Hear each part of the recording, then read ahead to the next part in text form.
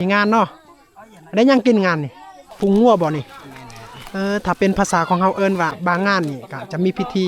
คักแน่เลยทุกคนแต่ว่าสำหรับงานนี้ก็บ่มีพิธีหยัง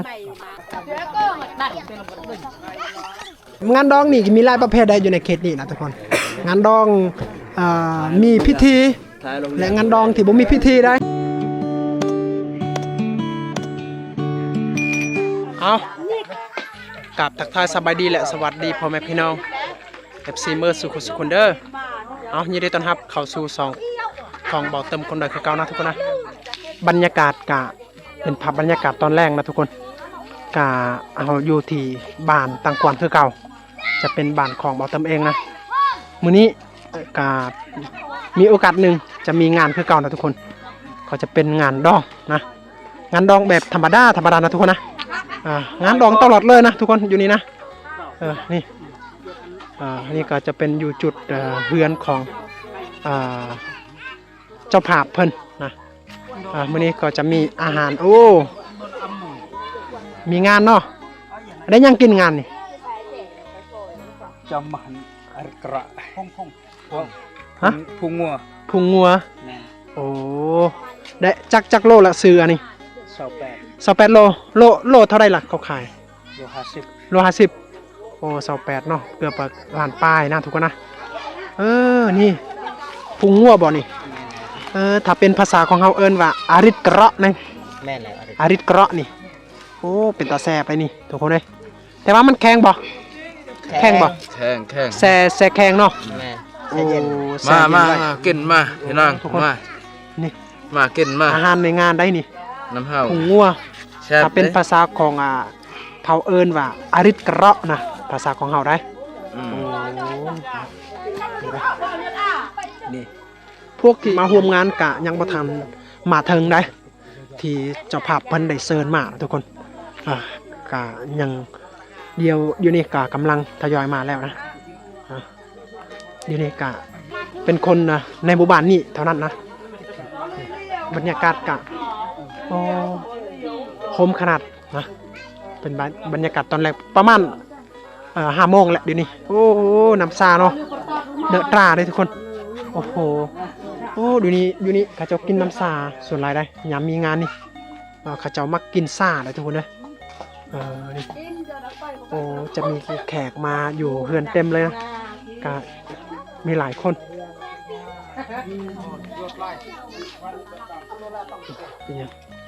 โอ้ต้มน้ำฮ้อนโดนดอกให้กระจะจะโดนอ่านโอ้โหถอกใส่เลยเนาะada kersian nih ada kersian nih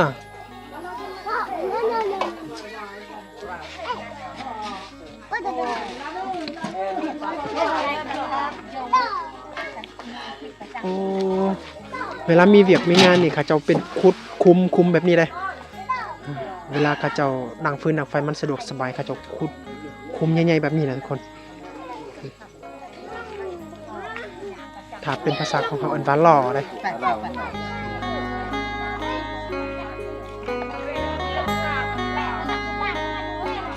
แต่มาแต่ตรึบบ้านตรึบมาร่วมงานที่บ้านตังกวนเพราะว่าผู้ที่เฮ็ดงานกับแม่นเจ้าภาพบ้านตังกวนนะอยู่นี่ก็จะเป็นเฮือนของเจ้าบ่าวได้บางงานนี่ก็จะมีพิธีคักแน่เลยทุกคนแต่ว่าสำหรับงานนี้ก็บ่มีพิธีหยังเพราะว่าเป็นงานน้อยๆนะก็คือเดี๋ยวนี้ก็เจ้าก็มีแต่ว่า28 โลนี่แหละทุกคน28 โลพุงงัวนี่อาหารได้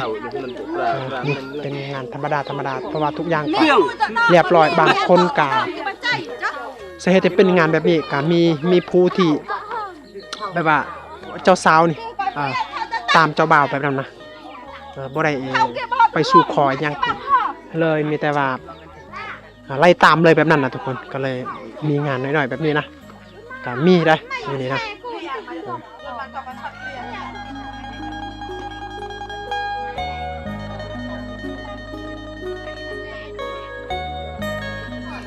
มีแต่3 คนนี่บ่เฮ็ดอาหาร3 คนนี่แหละเฮ็ดเฮ็ดเมนูยังแน่จากนั้นมันจะก้อยเนี่ยใส่ก้อยเฮ็ดก้อยเนาะซอยเป็นแผ่นบางๆเนาะ เห็ดกอยตัวนี้หันกะยังต้มอีกบ่ ล้างก่อน ล้างก่อน แล้วต้มอีก โอ้ ขับล้างเปื้อน เกิดว่ากินแบบนี้เลยก็มันขี้เดียดได้นี่โอ้ ล้างก่อน เปิ้นปืนนี่เลยทุกคนอยู่ในหันกะเขาเจ้าก็ยังล้างอีกนะต้มให้มันละลายน้ำแข็งอยู่นี่นะเพราะว่าอยู่ในหันกะแข็งเห็ดยังบ่ได้เลยก็เลยเขาเจ้ากะปาดแบบนี้แล้วมาต้มใส่และล้างและต้มอีกนะและมาซอยเฮ็ดเมนูก้อยนะทุกคน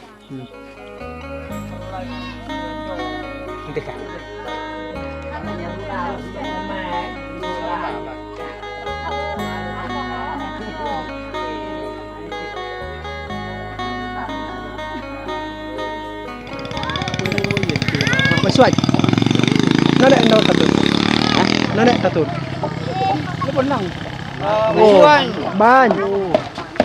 ตำอีหยังนี่มักพริกบ่โอ้สิอันปรุงในอาหารเนาะบ่มีจักปันเขาเจ้าอันเฮ็ดโคกนี่นะทุกคน บ่ายน่ะเกี่ยว โอ้วันเกิดของโคกนี่ได้วันที่6เดือน3ปี2019ป้าเท่านี่ทุกคนนี่พอดี ได้เลยยอ 6 ปีได้ทุก แป ค ด น บ่าย โคกกันนี่ได้ ปลอก เริ่มแต่เขาจะเฮ็ด บ่ายโอเคเลยยอด ผู้ที่มาโฮมงานนี่เลยกำลังพระเจ้าเริ่มมาเลยได้ ก็คือไปเกิดก็ใจบ่เด้อ ที่มาเลิกกับที่มันตา มากัดเก้แรง โอ้กระพุอันข้าเจ้าล้างให้สะอาดแบบนี้ซุกเลยบอก ยัง ยังบ่ นี่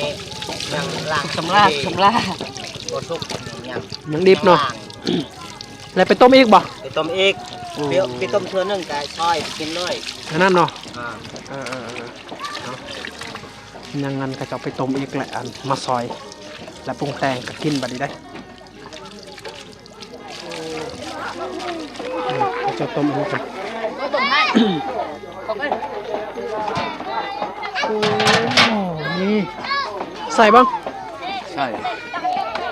ล้างแล้วใช่ นี่เนาะต้มให้มันสุกเลยเนาะ แมนต้มให้มันสุก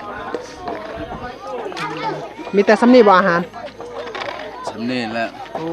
จักคนเลยกินอาหาร สำเนียงกับพ่อกินนะประมาณนะเศร้าคนเศร้าไปคน มีแต่สบายคนบ่ เศร้าไปคนกินพอดีเลย แต่ว่าเบิ่งคนนี่มันหลายลีได้กลัวเศร้าปลายคนเลย เศร้าไปประมาณ30กับพ่อกินสำเนียง เ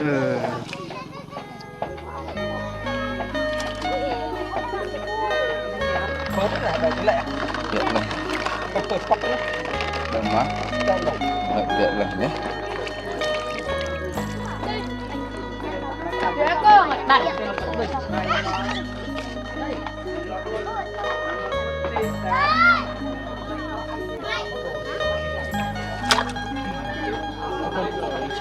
เดี๋ยวนี้หันผู้ที่มาร่วมงานนะก็ครบหน้าครบตาแล้วทุกคน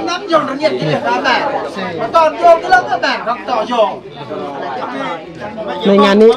ส่วนหลายก็จะมากินเหล้านะทุกคนกินเบียร์แต่บางครอบครัวก็จะกินเหล้ากินเบียร์แต่ว่าบางครอบครัวก็จะบ่กินเหล้ากินเบียร์กินแต่น้ำบอกน้ำหวานนี่แหละทุกคนนี่ก็จะเป็นมิรินดามาจากประเทศเวียดนามนะแล้วจะมีภาษาเวียดนามเอิ้นแบบโบนตามเซอร์48 ชั่วโมงนะมูกับความหมายแนวใดนะทุกคนนะน้ำดำคล้ายๆกับรสชาติเป๊ปซี่นะแล้วจะมีส่วนอะไรก็จะเป็นกาแฟนะนี่ก็จะเป็นกาแฟเวียดนามมันขายซองของมันก็คล้ายๆกับซองกาแฟเนสกาแฟไทยแล้วจะมีน้ำซ่าทุกคนนะนี่น้ำซ่า มาด่าเด้อ น้ำซ่านี่เวลางานนี่โอ้เขาเจ้านิยมสุดๆเลยนะมักเขาเจ้ามากิน แต่ว่าเฮานี่ กับบ่แม่นนะกับบ่แม่นว่าแถวมีแต่ว่าบ้านเฮาทุกหมู่บ้านเลยนะในเขตนี้นะเขาเจ้ามักกิน บ้าน นะทุกคนนะ โดยสภาพบ้านตะกวนชอบ นี่แหละอันนั้นผู้อาวุโสได้นี่เพิ่นบางเพิ่นน่ะยกมือก็อยากกิน ข้าวต้มได้ข้าวต้มข้าวเปียกได้บานบ่ได้ข้าวต้มข้าวเปียกได้ เอาบ่จะกินข้าวเปียกน้ำซานี่บ่ นี่นะทุกคนนะเดี๋ยวนี้ก็พวกเท่าแก่วูโซหรือว่าพวกพี่น้องที่มาร่วมงานก็รอท่าไอ้เกกเจ้าภาพเพิ่นนะจัดเตรียมอาหารการกินได้ ข้าวเปียกชานี่ได้ รอท่าหมด ชาเด้อ นี่บ่ได้มีเหล้ามีเบียร์ได้นี่แบบว่างานแบบม่วนซื่นนะทุกคนนะบ่ได้กินเหล้าเนาะแม่นบ่มีแต่กิน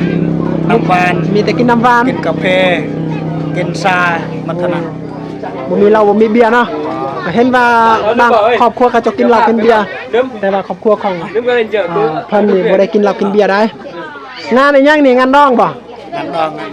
งานดอง ทุกคนงานดองแบบน้อยๆนะนี่งานดองแบบน้อยๆบ่ได้บ่เป็นงานดองใหญ่นะ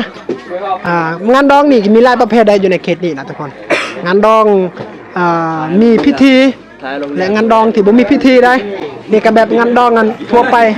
บ่ได้มีพิธีพิธีอีหยังต่างๆนะเฮ็ดทั่วไปกันแล้วนะบ่มีกฎมีการอีหยังทุกคนนะนี่เท่ากับอาวุโส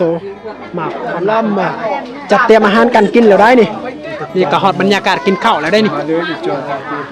อาหารที่เจ้าภาพเพิ่นจัดเตรียมนี่สำหรับอาหารนี่ก็28โลเด้อทุกคนและข้าวนี่ก็บ่ฮู้ว่าจักป้องแต่ว่ารวมคนนี่ก็เกือบสิเข้า100คนได้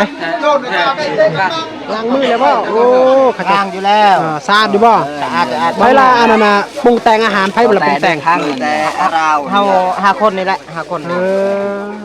ทั้งหาคนเลยเนาะ แม่นอยู่ ผู้หนึงใส่แป้งนัว แม่น ผู้หนึงใส่เกลือ แม่น ผู้หนึงใส่หมักพริก แม่น ผู้หนึงอีกกันใส่ผักอีหยังต่างๆเนาะ ใส่รวมเล โอ้ ย คัน5คนนี่แบ่งกันใส่เนาะเบิ่งซีมได้บ่ใส่ซีมได้บ่ ได้ ขอซีมแม่ ซิมบ่ได้ลองได้แล้ว เบิ่งก่อนนะทุกคนนะ ขอลองกินอาหารนี่ก่อนนะรสชาติอาหารนี่แซ่บดีนะบ่ธรรมดาเลยสีมือของพี่น้อง5คนนี่เมนูเดียวนี่บ่ มีแต่เมนูเดียวนี่แหละ แก Cái là lòm hai chắc มีหลายคนได้ทั้งผู้ใหญ่ทั้งเด็กน้อยผู้ชายผู้หญิงมาทั้งอยู่ในอยู่ลุมและอยู่ทางอยู่ในเฮือนนะ Chu là cái nào đó ta cái lâm hơi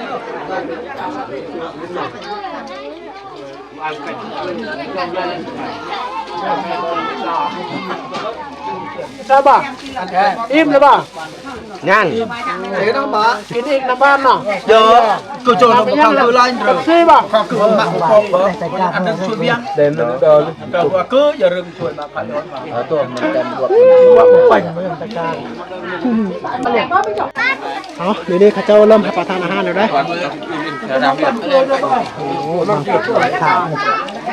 นี่ไม่ครึ่งแก้มเลยตามอาวุโสก่อน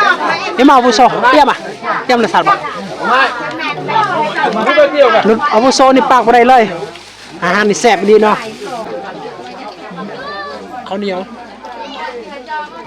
กินน้ำกินในก็สำเร็จเรียบร้อยแล้วได้บางคนก็เกียมกลับเลยได้เพราะว่าผู้ที่บ้านไก่เฮือนเคียงนะข้าเจ้าก็เกียมกลับเลยทุกคนงานในมื้อนี้ก็จะเป็นงานดอกนะทุกคนแต่ว่างานดอกแบบธรรมดาวันเจ้าสาวนี่ไล่ตามเจ้าบ่าวนะบ่ได้มีการสู่ขอนะบ่ฮู้ว่าเฮาอื่นเคยเป็นแบบนั้นบ่แต่ว่าเฮาก็มีบางคนก็นำเลยเจ้าสาวนำเลยนะนำกลางคืนนะทุกคนก็เลยบ่ได้มีพิธีอิหยังนะก็มีได้เจ้าภาพของเจ้าบ่าวนี่เฮ็ดแบบงานคันว่ายังไงก็เป็นงานที่เพิ่นขอบคุณนะเพิ่นจัดเตรียมอาหารการกินทุกอย่างก็สนุกทุกคนเดี๋ยวนี้กับผู้ที่มาร่วมงานก็ทยอยกลับแล้ว bạn cờ ăn để mà cái sập bạn ngày bơm hẹn cái chuyện กลับบ่ กลับบ้าน บ่ได้นอนบ่เป็นหยังคือบ่นอนนี่มาเลยเบะมันตา Cứ tu nó bảo tu lại bị กระดิ่งเบะเอามาฮะรูปเรียนเอามาให้ป่ะเอาโชคดีเด้อ chơi ở โชคดีแกได้มีรถล้างพนะบ่ hai nhà em nó biết tôi cho นี่มาบ่โจ๊ะเอ้ยนี่มาไม่ไม่ได้รับกินโจ๊ะเหรอนี่มาบ่ต้องละอัดประโลได้บ่มาทำได้ไหมพี่ทำมา ngăn nào tôi bị นี่ chặt ở đây đấy เอาทุกคนสำหรับอีพีนี้ก็สำนีเด้อขอพักพี่น้องก็สำนีแหละงานกะจะเป็นงานดองแต่เป็นงานน้อยๆนะบางคนกะกินข้าวแล้วก็จะกลับนะทุกคนนะผู้ที่มาร่วมงานกับบางคนกะนอนแต่บางคนกะกลับนะโอเคสำหรับคลิปนี้กะรอเขาอยากลาพี่น้องไปก่อนไปเจออีพีต่อไปเด้อบ๊ายบาย